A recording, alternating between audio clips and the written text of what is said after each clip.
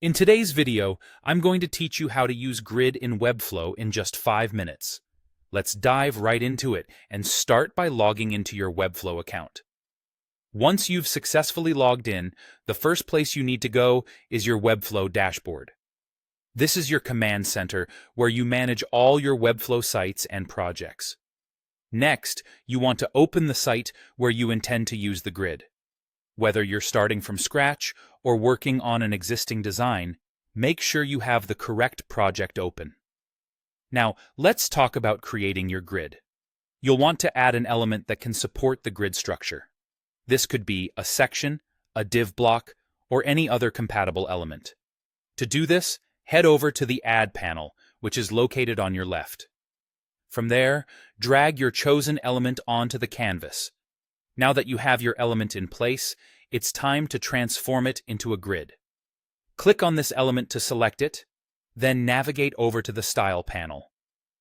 In the Style panel, you'll find the Layout section. Under Display Settings, you'll see several options. Make sure to choose Grid. The moment you do this, the element is now set up as a grid, ready for further configuration. You might be wondering how to edit and adjust your grid to your liking. The good news is you can do this right in the Style panel. Or alternatively, you can switch to Grid Edit mode for more interactive adjustments. To open Grid Edit mode, look for the familiar wrench icon next to the columns and rows fields. Clicking this will immediately switch you to Grid Edit mode. Another way to enter this mode is by selecting the grid directly on your canvas and then clicking the Grid Edit icon that appears. In Grid Edit mode, you have the flexibility to customize and create the layout you envision. It's a hands-on way to manage how your grid behaves, and it lets you see exactly how things will fit together on your page.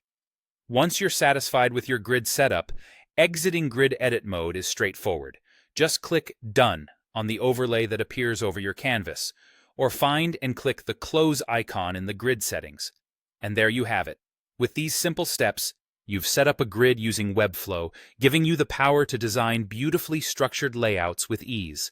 Feel free to experiment and explore more with different grid configurations as you continue to refine your designs.